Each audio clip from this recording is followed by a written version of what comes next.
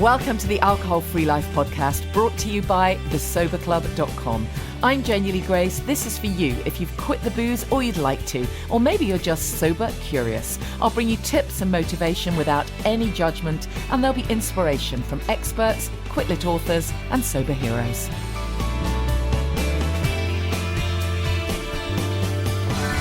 Hi and welcome to the podcast. How you doing on this very unusual week in the UK? Very sad time for the nation. Maybe you're one of the people listening to this as you stand in the queue. The queue, what an incredible British thing that is. People queuing politely for days sometimes. But I really hope if you are making the journey to London, I hope that goes smoothly for you. I think London's going to be unbelievably busy this weekend for sure. Whatever has been happening for you this week, I really hope you feel what's the word? I suppose balanced. We had a meet up in our sober club group last week, and it's really interesting how really big emotional things like this that affect everybody, how it can trigger so much of our own personal stuff as well. And several sober club members were saying that they were feeling really unsettled, really chaotic, and the Queen's death reminded them, brought back all the same feelings, all the memories of losing their parents or losing loved ones. And of course, there are people whose own mothers and family members died on that same day.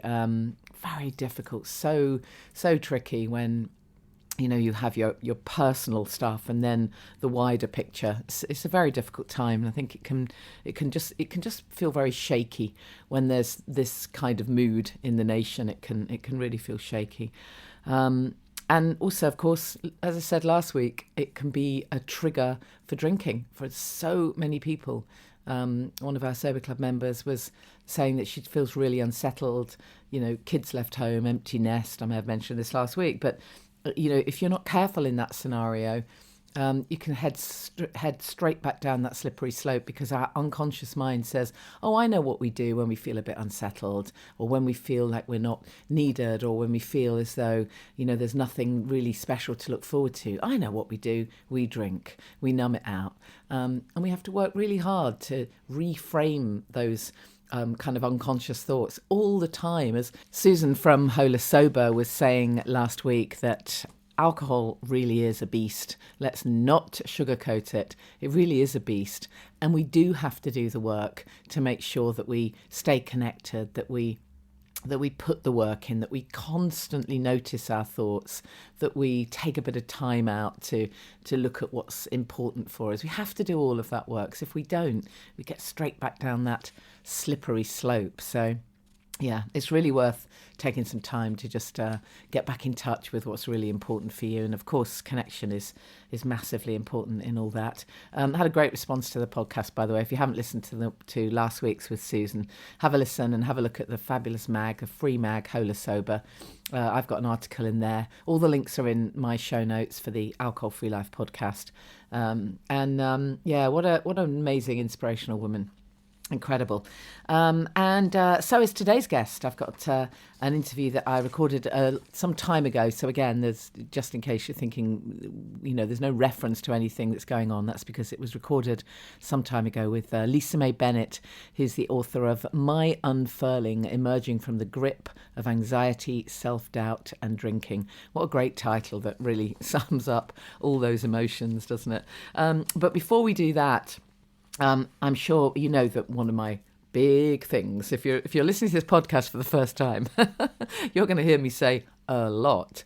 Keep the ritual, change the ingredients. What I mean by that is, as adults, we seek pleasure. We want a lovely drink and a lovely glass sometimes, and there's nothing wrong with that. We just don't need it to be poison, right? So keep the ritual, but change the ingredients. Make sure you've got a lovely glass, and the glass is important, by the way, and make sure that your unconscious mind knows, okay, I'm not going to have a drink that's really nice and really good for me, and I'm going to have a social occasion or whatever it might be.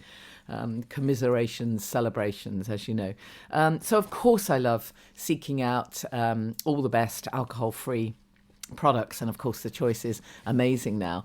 And one of the drinks that I came across fairly early on in my sobriety was Three Spirit. And if you haven't tried Three Spirit, oh man, it's unique. It really is unique. It's an amazing drink. So I was very excited to find out that Three Spirit now have blurred vines, an alcoholic wine, but with a difference. So I thought this would be hard for me to describe, really properly describe it to you. So let's get the main man on the podcast. So the sound quality is not fantastic here, but I think we'll do okay. So here's Dash. I was just so excited to see details and info about this new brand and to, in fact, try it. I'm introducing you to Blurred Vines, and so thrilled to be able to chat to Dash Lilly. Dash, how you doing? I understand you're on a flight path somewhere or under one. I'm near Kew Gardens, which okay. is good for me because we're plant heads, but bad for audio because there is lots of planes. Yeah, well, I can just about hear you. It's okay.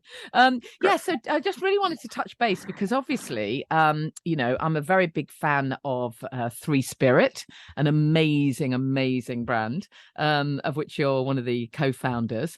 And obviously, this is a sort of new addition to your range. So just tell us a little bit about, maybe if you can, tell us a tiny bit about your background and how you got into all of this, and then we'll talk about the new drinks. Sure. So, I got into the drinks world through coconut water. I started a coconut water brand called Coco Face, and it was all about super high quality raw coconut water from Southeast Asia, just at the beginning of the coconut water kind of boom. And we had the best product. And I've developed more and more of an interest in functional ingredients, functional foods. I think coconut water is one of the original kind of, better for you drinks that came to market, that was marketed as natural hydration, full of electrolytes, etc., and became a very big lifestyle product. And so since then, I've just learned as much as I can about interesting ingredients, especially functional ingredients that can do something positive for the body, for the mind, and brought all of that interest and know-how into creating Three Spirit drinks. Great. And just remind us, for anyone who doesn't know, just remind us, what Three Spirit drinks are. Sure. So Three Spirit is a range of non-alcoholic alternatives to spirits and wines. We are proud that they are we make standalone drinks, liquids. They're not copycats of existing alcohol, but we try and recreate some of the benefits that alcohol can provide, aka things that can help you socially lubricate, if I may say so. Yeah. And so we try and create amazing quality flavors. We work with world-class bartenders, winemakers, plant scientists to try and deliver products, liquids that can really overwhelm you in terms of taste and their effect, the feeling that they can provide. And I was just going to say, I think you're absolutely right. Three Spirit are, they're not trying to be anything else, but they're really intense flavors. And I think when people first stop drinking, one of the things they tend to miss is that sort of almost that very intense flavor that they feel they get, from alcohol. And I know there are many people who've said, oh my goodness, I'm going to have a nightcap of Three Spirit, and it hits the spot. Yeah, exactly. We're really proud to be different, and potency is so important. Alcohol, especially spirits, let's be honest, they are potent liquids. They are strong. They are an acquired taste. Yeah. They will blow your head off. You need to learn how to use them or not use them. And so our spirits range was always designed to be potent, strong. Maybe you'd have to figure out if you like it or not over time. But certainly something that you sip and savor and cherish. And so many of our customers give such good feedback that it feels like a treat. It's something that they can look forward to at the end of the day, end of the night. It satisfies that urge for an alcoholic drink. Yeah. And that makes us so pleased. And the new range, Blurred Vines, is slightly different because it's all about trying to create very elegant liquids that you can drink more of, like wine. Wine you might drink half a bottle or share it with a few people, but you want to be able to maybe have more than one glass. And so that's what we've really focused on with the Blurred Finds range, is creating liquids that are a bit more gentle, something for accompanying food, and really excited to see or to hear how you got on with them. Well, I think it's interesting. I think I read that you said that a lot of the alcohol-free wines on the market, I mean, certainly originally they were really not good. I remember trying my first alcohol-free wine before I stopped drinking, but I tried one, as you do, thinking I might have a day off. Didn't work out well. And it didn't work out well, partly because the alternative was just absolutely horrible. It was like some kind of old vinegar. It really was awful. Now, a lot of the alcohol-free wines have got a lot better, but I know you've said that it's not the easiest challenge, is it, to create an alcohol-free wine, in inverted commas? No, it's really challenging, which is why good options are few and far between, and that's why we threw our hat in the ring, because we felt that what was out there when we were trying and doing our research, it just wasn't good enough. I wouldn't have chosen to drink it, so we thought, why don't we try and construct something? Why don't we try and create something that is worthy of your glass? And you're right, de-alkalized wines are improving all of the time. The no and low movement is building all of the time, so people are investing more time and money into it. There's clearly a huge market and audience for non-alcoholic drinks that are good. But what I discovered and felt quite passionate about was, most de-alkalized wines are cheap wine, because you take a cheap wine and you put it through this process of de-alkalization, which really strips out most of the backbone of that liquid anyway. And then often you replace the alcohol with sugar and you put it in a bottle and you sell it. And it just felt like a product that wasn't really paying much respect to the drinker. So our approach is completely different. We like to start from scratch, reverse engineer what wine is in terms of its chemical characteristics, what makes it feel the way it feels on the palate, what gives it the texture, the mouthfeel is so important. And we look at using all kinds of different ingredients to bring complexity of flavor, not restricting ourselves to just using grape, for instance. It's like, why wouldn't you want a toolbox full of tools rather than just limiting yourself to a hammer? If you want to try and build something what other ingredients do you have then? Are you allowed to tell us, or is it all a secret? No. We're all about the ingredients. We love to talk about our ingredients, tell our story through the ingredients. With Blurred Vines, we have two different products. There is a product called Spark, which is a sparkling rosé, and a product called Sharp, which is a kind of light, young, white wine impression. And Spark is full of red fruits. So you've got strawberries, red currants. We make a fermented base. So we actually ferment apricot and grape to create these funky wine aromatics, but using special yeasts that only produce very low levels of alcohol.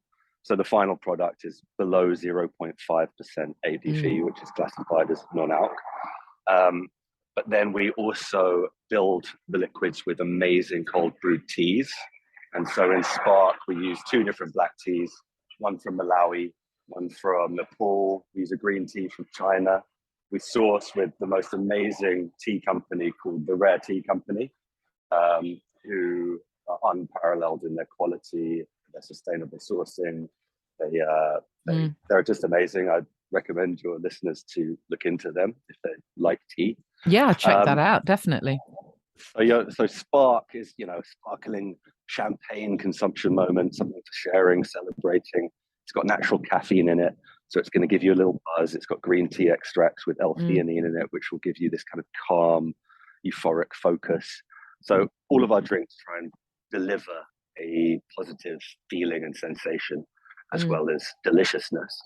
And Sharp is lovely. It's made with fresh pressed English green gooseberries, really acidic and tart. And then we cold brew manuka leaves, which are grown in Cornwall. So the manuka plant is amazing. Most people will know manuka honey. Yeah, manuka honey.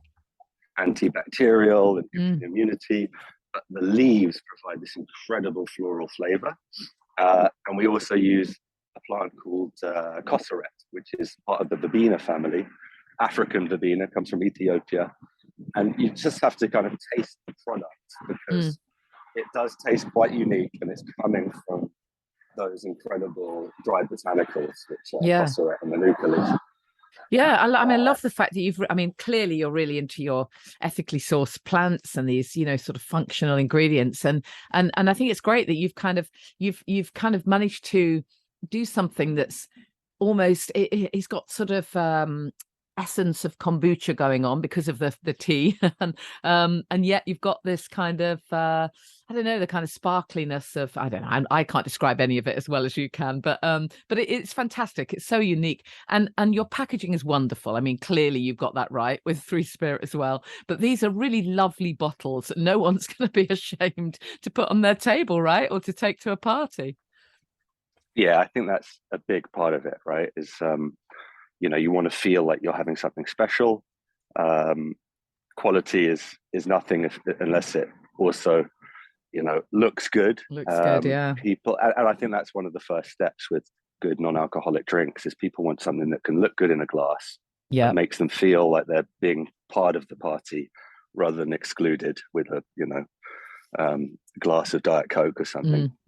So what do you see for the future for the brand then? Where do you where would you like it to be sold? And I'm sure you've got a huge market already, but what do you see as the future for alcohol-free drinks generally and for your brands? Well, I think it's becoming more mainstream all the time, which is fantastic. That's what everyone in the industry wants. I think that our new range, Blurred Vines, we really hope that we can, at the moment, we're so pleased. We're literally getting listings in loads of Michelin-starred restaurants, top wine bars. We couldn't ask for more, but hopefully in the years to come, that can develop into listings in more mainstream places. A lot of our customers say, when will you be available in Waitrose or Ocado, etc. So I'm not going to lie, that is on our radar. Yeah. But I think that people need to, that the category needs to continue to mature, and people need to understand that really good quality non-alcoholic drinks do cost, a premium. They cost a bit more, yeah, absolutely. Yeah. And so I think that's kind of the general challenge is we don't want to be dragged into a race to the bottom, which I think a lot of non-out brands in the supermarkets are becoming cheaper and cheaper all the time. We focus on quality. We put a lot into our bottles, into the liquid. And so, I think we need to be patient and just keep doing what we're doing. But the other big things for us is, we're a London-based company, but we also operate in the US. We launched in the US about 18 months ago, and it's growing fast. So that's really exciting for us, but there's so much more to do in the UK as well. It is interesting, isn't it? How for once the UK were ahead of the States, right? Absolutely. Very much so. It's brilliant. yeah, that's great. Cool. Well, but thank you so much, Dash. Sorry, Karen. They're good at playing catch up. Yeah, I'm sure they are. It doesn't take them long to go bigger and better in some ways than the UK. Yeah. But for us especially, it's cool because you're right, the non-alc trend definitely began in the UK. Yeah. US is catching up, but the functional trend definitely originates from the west coast of the US. That's true. So people understand kind of these interesting ingredients with benefits. Yeah. So it's a nice meeting point of two trends for us. Yeah, that is good. Dash, thank you so much. I really appreciate it. And do you just want to give us a website where people can find out more information? Sure. So please visit www.threespiritdrinks.com. You can find out everything you need to know about all of our products. And I hope you enjoy. Great. Thank you. We'll pop all that in the show notes. And I think you're going to offer a competition for us at some point as well. So Correct. Fantastic to work with you. Really appreciate it, Dash. We'll let you go. Thanks a lot. Thanks, Janey. Bye. So thank you, Dash. We'll make sure we put that link in the show notes. And we do have a competition on imperfectlynatural.com and also on thesoberclub.com to win some of the products. So make sure you have a look at that. You've got to be in it to win it, and check out this fantastic brand. As promised, I did an interview some time back with Lisa May Bennett. Enjoy. My guest is Lisa May Bennett, who has celebrated 5 years of sobriety in May and is the author of the book My Unfurling, Emerging from the Grip of Anxiety, Self-Doubt and Drinking. Welcome, Lisa. Thank you so much, Janey. I'm Yeah. thrilled to be here. Oh, it's so lovely to chat to you. I mean, I just love it when people just kind of reach out because they've heard the podcast and they thought, you know what, I'd love to be on it. so well done you. It's really lovely to hear from you. So let's go back a little bit then before we get into talking about the book. Let's just go back in time. Tell us a little bit about your background and what was going on for you. You're based in the States, right? Correct. And I grew up most of my life in Florida, and I lived with a single mom and my grandparents, and didn't have any contact with my dad at all. He's a mystery. And yeah, pretty much lived all up and down the East Coast of the US. Moved to New York City, lived there for about 7.5 years, which was a really amazing and incredible experience. I should probably write a book just about that one day. And now I've settled in the state of Maryland, and I live on a beautiful lake with my husband and my 82-year-old mom and 2 cats and a dog. Tell us about your drinking years then. What was going on before you stopped drinking 5 years ago? Sure. So when I was growing up, I was a late bloomer. I was behind all of my friends physically. And, I got teased and I was very self-conscious about it. I was full of self-doubt and full of anxiety too, as a child. My mother had struggled with anxiety and depression, and I felt very responsible for her well-being and emotional stability. And so when alcohol came around, when kids started drinking around the age of 16 and going to parties, it was something I really felt like I needed at the time. I was afraid to talk to boys. I was just filled with anxiety. And so I started drinking and just kept on drinking. The 4 years that I was at college, it was really like, I've described it as an Olympic training ground for a lifetime of drinking. It was just, I really didn't set myself up very well for my future career because I really wanted to be a writer. I had known since I was about 11 that I wanted to be a writer, and I majored in creative writing in college, but I was just too busy partying to write for the paper or submit to the literary magazine. So after I graduated college in Florida, I moved to New York City, and suddenly I was living in another environment where it was really easy to drink. I didn't have a car. I could take cabs and subways and buses everywhere. And so I just continued this sort of regular, I wasn't an everyday drinker, but I usually drank 3 or 4 times a week. And most of those times I drank until I was drunk. And so by the time I left New York, I was about almost 30 when I left New York. And by then, drinking was pretty deeply embedded into my life and my lifestyle. And even though I had misgivings about it, it was hard to decide to quit because I was sort of like, I think I could have gone on the way I was drinking for the rest of my life. I mean, something bad might have happened, but I wasn't at the point where I was going to get a DUI or I was going to get fired for my job. And so I just kept on going, but I couldn't get to a level, we all try to moderate and we make up these crazy rules for ourselves that we can't keep. But yeah, I got to a point where I just felt really stuck. So I guess you would say you are that classic gray area drinker. No absolute rock bottom, as you say, but just continually going back down that sort of booze elevator.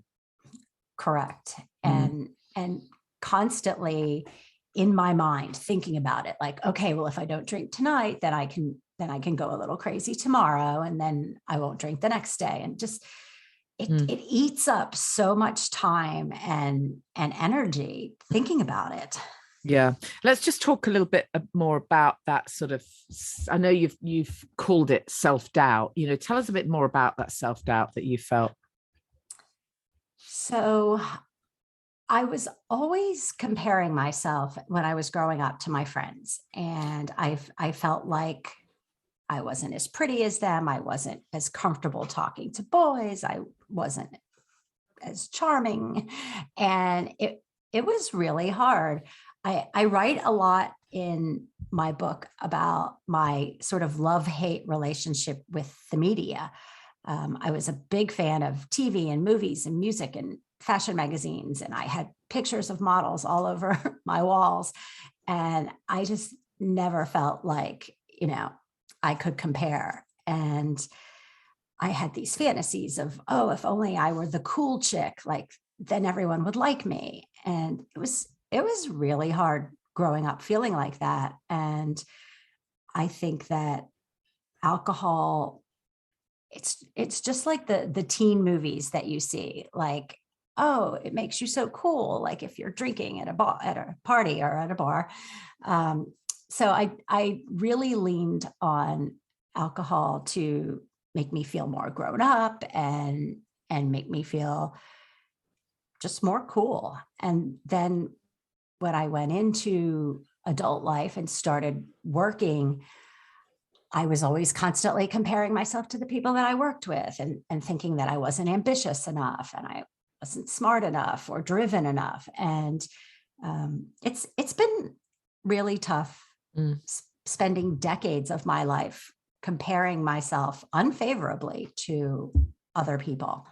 Yeah, absolutely. I mean, you're a similar age to me, and I'm guessing like me, it's your only regret was you didn't do this sooner, right? Exactly. I know. I think about like, oh my gosh, how many books could I have written by now? Yeah. So what happened for you then when 5 years ago it was, finally time? Tell us a bit about what happened then. Sure. So I hit 50 and I decided, I was like, wow, if I'm going to be a writer, like now is the time. Like if you had told me, when I graduated college that I wasn't going to write a book till I was in my 50s, I would have been really sad. So I decided, okay, this is it. So I started a blog, and at first I was, posting on it really regularly. And then a couple months later, I lost steam, and I started thinking about it, and I just knew that something had to go if I was going to make space in my life for writing. And I knew the thing that was taking up most of the space was drinking. Yeah. And also watching TV, that comes in as a close second. And so I had been on the fence. I had been thinking about it. And then one night I was sitting on the couch and I was scrolling through Facebook, and a friend that I know in recovery had posted this article about drinking, and I read it, and it just lit a fire under me. I like jumped up off of the couch and I announced to my husband, I'm going upstairs to work on my blog. And a couple weeks later, I made the decision to quit for good. So I was 51 years old when I did that. And I knew it was time. I knew that if I wanted to do this thing with my life, which is writing, that I was going to have to quit. Yeah. I mean, there's something about being authentic, isn't there? And as you say, for you, that catalyst was when you started writing your blog. I'm guessing there were some elements of, oh, I'm not quite who I say I am here. That was certainly what was going on for me towards the end of the drinking career. I was kind of writing about holistic health and well-being, and there was a little voice in my head saying, you're not actually authentic with that person you're putting across here. And when you start to put the words on the page, you do have to have that level of authenticity, don't you? Absolutely. One of the themes of my blog was like trying new things and trying to do things differently in your life. Like, okay, if my life isn't working, then I need to make a change. Yeah. And so I had been writing about like little changes. And then all of a sudden I was like, oh my gosh, like the biggest change that I need to make is quitting drinking. It's the elephant in the room, isn't it? It's because presumably for you, like me, it'd been, those thoughts have been kicking around for years and years. Absolutely. I had even gotten to the point where I had made up this list of questions that I was asking myself, and I would scribble them down on a piece of paper. I've never been much of a journal keeper, so I didn't have like a dedicated journal, but I had pieces of paper tucked away all over the house where I had been thinking it through. Yeah. And I knew what was coming. Yeah, absolutely. So when you stop, then let's talk about some of we'll talk about some of the good things, some of the amazing benefits. But before we do that, because I do like to be realistic as well, and like to kind of help people realize that it really isn't a case of, okay, stop drinking and then suddenly a magic wand is waved. There's another, it's almost, okay, stop drinking. What now? That's when the real work starts, right? And I know that you have spoken about your the fact that you are effectively like a carer to your mother, and there'll be a lot of people listening who resonate with that. Tell us a bit more about that, and particularly if it is difficult for you, in what ways have you found that help you with that very tricky situation? Sure. My mom came to live with my husband and I. It's been 10 years now, and so I was still drinking when she came to live with us. And so I had that sort of, little bit of release. I could have a drink. And so, but I was also trying to be really conscious of not relying on the drinking to relieve the stress of having her living with us. So even when I was still drinking, I was consciously trying to find other ways, like going to the gym to de-stress. But once I did quit drinking, there was that was completely gone, that option. And so I've had to be really conscious of setting boundaries, which is something I'm terrible at. Well, I think you do definitely get better at that when you stop drinking, don't you? That's for sure. Yes, because absolutely. It no longer feels as though you're just being sort of selfish and mean. You realize that self-care is actually very important. It is. And I'm going through this period right now with my mom where she's having some health issues, and we've been going to see a lot of doctors, and she was in the hospital, and I have some of my own health issues going on too. And I really have to make an effort to schedule my own doctor's appointments and make sure that I'm taking care of myself and that I'm getting some time away. Like the last 2 weeks have been nothing but doctor's appointments. So I reached out and texted a neighbor that lives down the street last night. And I said, can I just come down and talk with you for a little bit? Like, I just need to do something that's not associated with doctors and tests and procedures. So you have to remind yourself to do those things. It was, even though I knew when I quit drinking, like, okay, this is it. I'm done. But I still needed a lot of support. 5 years ago, this current sort of sobriety movement that's really exploded in the last couple of years. It was starting 5 years ago, but it wasn't anywhere near what it is now. I think it's so amazing that people have so many more resources now, but there were still lots of podcasts and blogs, and I just immersed myself in them. I went to bed every night listening to a podcast, and oftentimes I would fall asleep and then wake up and go back and start it again. But I really do think you have to avail yourself of any and all resources that you can find that feel right for you, obviously. Yeah. You mentioned, actually, I remember reading that you mentioned your intense friendships and friends that you've lost due to addiction. Tell us a bit about that. So I grew up with a very tight-knit group of friends, and we stayed close for decades. And that's one of the adjustments that's been difficult, because my husband still drinks and all my closest friends still drink. And it's hard sometimes, feeling like you're kind of left out of the fun. It doesn't make me want to drink so much as it just feels a little lonely sometimes. People definitely are in a different mind space when they're drinking, which I'm, very familiar with. So that's been a challenge. And then one of my dearest friends was struggling with alcohol for quite some time. And it was really painful to see her going through it. And she was not comfortable talking about it. She was not comfortable seeking out help or support. And consequently, our friendship became pretty strained. I really tried to be there, but in the end, she wanted me to sort of play along with her, that everything else in her life was the fault and not her own behavior. And so she actually ended up dying of an overdose 2 years ago. And it was really difficult. I don't question what I decided to do towards the end, which was distancing myself from her a little bit. And she did the same, but it's really sad that I lost her without having, some more contact in those final years. It is really interesting, isn't it? How our relationships kind of shift and shape when we stop drinking.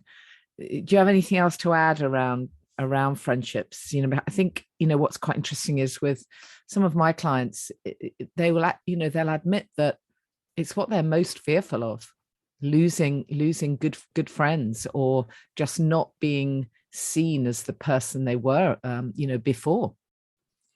Well, I mean, I won't pretend like it doesn't change, because it does. And on the one hand, most of my friends live kind of far away from me, so we weren't seeing each other regularly anyway. But you get in such a habit of, when you get together, you drink, you go out to brunch and you drink, you go out to dinner and you drink.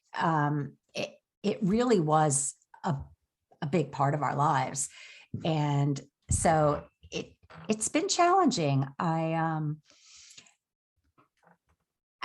do wonder if they lived close by, would I still be seeing them as often? And so I've had to make an effort to reach out and try to make some sober friends in the area. I mean, they don't have to be sober, but I think it does help to have some friends that understand what you're going through. Yeah, absolutely. Did you find that, one of the things that was able to help you was that connection? Did you get the connection that you needed in those early months? I did, to a certain degree. I think I'm still searching for it a little bit. You got to join the sober club, Lisa. Yeah. Okay. Definitely. As soon as we. That was a good plug slipped in there, wasn't it? Yeah. No, I do think though. I do think it's just really interesting because everyone I think really desperately needs the connection in those early months, but I actually think we need it later on too. I really do, because whatever we're doing, there's always new challenges, and when you actually get that connection and support from people who have been through this hard thing, it gives it a completely different kind of layer, really. It is fascinating. Sorry, I interrupted you there. But tell us the good stuff. How has ditching the booze opened up your mind space? I mean, we've spoken about your creativity, which I guess you feel changed massively after you'd stopped drinking. Absolutely. Oh my gosh, it's been so amazing. So, well, first of all, just physically, I feel better. I feel so much better. And then the ability to just sort of think through creative projects, to come up with ideas, because my mind's not constantly battling over to drink or not to drink. That one huge question that was always running through my head is completely gone. And it really has left so much more space for thinking about I already have my next 2 books. I don't want to say planned, but I have ideas for my next 2 books. It's also opened up time for me to try new things. I like to try new things. I've tried like indoor rock climbing and zip lining and all kinds of fun. Oh, sort of wow. Isn't it active amazing how it things. makes you adventurous? That's Yeah. fabulous. Yeah. It's been, my husband's getting a little tired of trying all these new things with me, but Yeah. I don't make him do the ones like pole dancing. Those I do by myself. But Brilliant. but yeah, it's been a fun experience, but you do have to figure out what you like to do, because suddenly You this got more one, time, right? yeah, this one activity that was always there, like it's always so easy just to have a beer, have a glass of wine. And so now you've got to figure out, okay, so what do I like to do? Mm. And so I've been sort of shopping around, trying to figure out what it is I like to do. Some of these things I've tried, I've only done them once and I've never done them again. Yeah. Yeah. But yeah, I've been working on playing around with my habits and trying to lean, like I said, I have this love-hate relationship with TV. I've been trying to watch less TV, and it allows you, I describe it like quitting drinking for me was like opening a door that had been locked for a really long time. And when I opened the door, it opened this whole area of my psyche that had been closed off. And there were more doors there that I needed to unlock as well. But I just suddenly got access to a lot of my issues like self-doubt and anxiety. And I was able to examine them, and I was able to examine my relationship with my mom, and all these things I had been sweeping under the rug for so long. Yeah. Yeah. What about this self-doubt piece then? Because I know that one of the, reasons you reached out was because you'd heard, me talking on the podcast about the power of, choosing our thoughts and being able to sit with emotions. So tell us a bit about that for you. Yeah. Yeah. It's so amazing how, thinking those same thoughts over and over again for years, they just start to come automatically, like, oh, I guess I just have really bad luck, or, oh, I guess this is just something that I can't do. And you think those thoughts so automatically that you do have to, at least initially, make an effort to consciously interrupt them. Yeah, really notice them. Yeah. So I've been working on that. But I've also found that through the course of trying all these new things and pushing myself and challenging myself, it ends up that's sort of an organic way of building self-confidence. And so, for example, I never in a million years thought I would take a spin class. I don't like riding bikes, and everything I've ever seen on TV about like what a spin class is like did not look appealing to me. But we have a fitness studio near us, and I decided they teach yoga and spin classes there. So I decided to go to an intro class and try it out. And I was terrified. And I ended up really liking it. And so just that experience of going and taking that first class and seeing that it wasn't so awful, like it helps you realize that you're capable of doing difficult things. And that builds confidence. And so like quitting drinking has given me this time and energy to do things that are helping me build confidence. Yeah, absolutely. Yeah. I love that. The fact that it, I mean, everyone suffers from self-doubt, pretty much, don't they, to a certain extent, and that lack of self-esteem. And when you sort of find that missing piece, it's amazing how you can just actually start to like yourself a bit more, and, as you say, get a bit more energy to do things you probably wouldn't have dreamt of daring to try before. It really is incredible. Tell us about the book then. What do we get from the book? Sure. So it's interesting. When I first quit drinking 5 years ago, one of the things I challenged myself to do was to take a writing course. And I took this 6-month course that the goal was, at the end of the 6 months, you would have a book proposal that you could send around to agents. And I got really great feedback from the woman who taught the course. And I felt like I had produced a really good book proposal, but it was still early in my sobriety. And I didn't feel like I could go out there and sell it. I just didn't feel confident enough. So I put it on a shelf, and I just went about living my life for a while. And then the pandemic hit, and I wasn't working. And in September of 2020, I said to myself, well, I might not ever get this chance again. I need to start writing that book again. And I decided to write it a little bit differently than it had originally been conceived. And so I decided it was just going to be a straight up memoir. And I just sat down and started writing, and things started pouring out, and I didn't write it in any special order.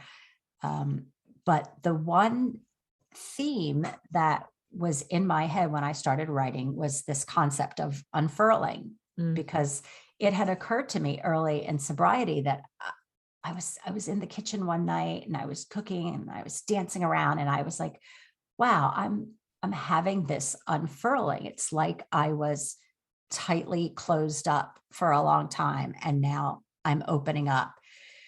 So when it came time to sort of piece together all these things I had written for my book, I saw that as this recurring theme going through the book of,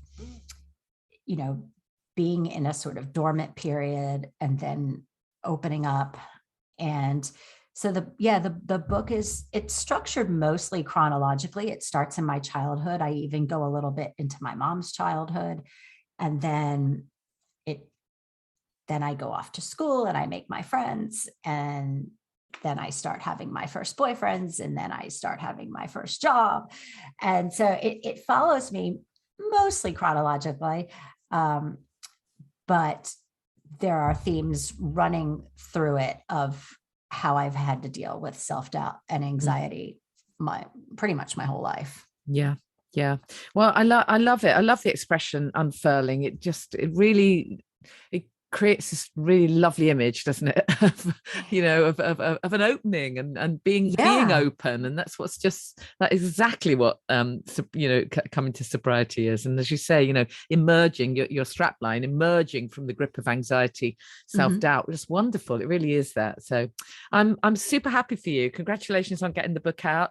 Thank you. We'll put the link in the show notes. And I really appreciate you being my guest. Thank you, Lisa. Thank you so much for having me on. Take care. Thanks. So I'll put the link to the book in the show notes as well, along with the information about Blurred Vines and the link to enter the competition. Make sure you have a look at that. There's some great competitions, by the way, on imperfectlynatural.com. Our awards have just concluded recently, and lots of the brands that have worked with us on the awards are there on the on Imperfectly Natural on our competitions page. So we're talking all aspects of holistic living. So competitions to win with leader products, great skincare products, hair care products, all kinds of lovely stuff. There's some really nice organic berry powder if you want to make smoothies, all kinds of interesting stuff. So I think it's really great that when people ditch the booze, that's often the first time they've started to think about the bigger picture. Okay, maybe I will care about what I'm eating. Maybe I will have a look at what I'm putting on my skin, because God knows, why would you want toxic chemicals and alcohol, by the way, which is in a lot of skincare products? Why would you want it on your skin either? There's always another way. And of course, great vitamins and supplements. I've mentioned many times that I really do believe that as when you first stop drinking and beyond, certain supplements are really key. So have a look there at imperfectlynatural.com. You'll see some of my recommendations. I don't sell anything. You don't buy them from me. I'm just recommending the ones that I think are the best. In terms of supplements, in terms of magnesium, again, you've heard me say a lot, absolutely 100%. The ones I recommend, the magnesium blend that I recommend, have made the biggest difference to me in terms of sleep and anxiety levels and all kinds of stuff. Great for anyone with pain or back pain. So you'll find all the links there. Just a very last minute mention for the Sober Coach training. You just never know who might be listening. We do technically, I think, still have a space. I think so. It's September 30th and 1st of October. Very small group, Sober Coach training. It's really about the everything, the self-care, the holistic living. So we delve into all manner of amazing stuff. And those 2 days of the core modules are followed by 6-7 weeks online, where we meet and we do all the biz stuff as well. So you get a real sense of how you can put the whole picture together, if that feels like your calling. Because again, it's amazing how many people are, I spoke to someone last week, she's been sober for 3 years.